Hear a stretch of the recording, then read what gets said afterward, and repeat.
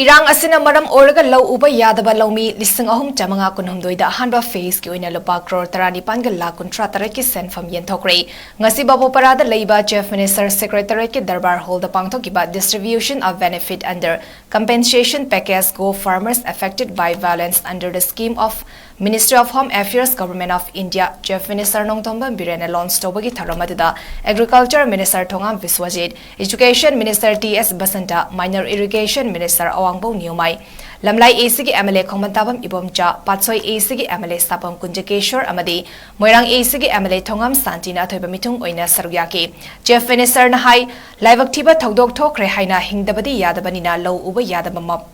Mafam Singda IRB MR Personal Lisingani Chamanga Rom Ngak Senduna Low Ukibaga Lunina Kawa Loikre Manung Hanjina Leiba Low Hector Lising Taramanga Jamri Kuntra Tareki Low Uba Yadaba Maramna DC Kutangda Committee Senduna Yengsinki Lomi Lising Manga Chamapan Sumna Ama Verification Tobagi Manunda Lomi Taramapandi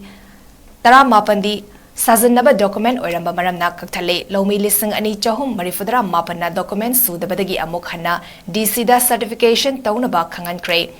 lomi lising ahum chamri marifum doina matik chaba document lairambadagi ngasi makoigi sanfam asi pibani scheme asigi apunba sanfam lupa crore kuntrani panga lakh homfuni sanfam asi center na pirakpadi kuire adubu survey tawada khara thenkibana sel piba asi khara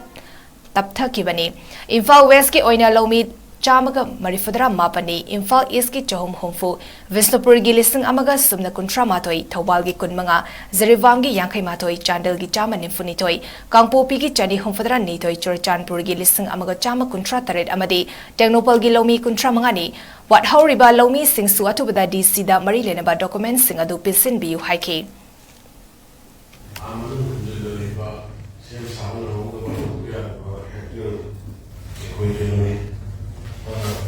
The whole was here by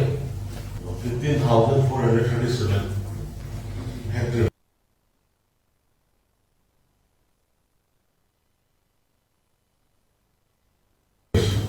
Aduna, Zeta Puna, beneficiary, Mayama,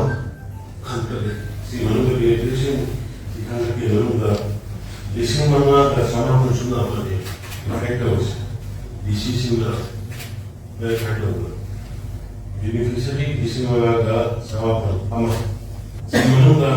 Tarama, Numa, the Alibu, the Captain, 2099,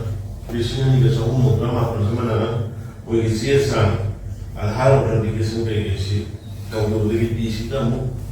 re-verification of Rava and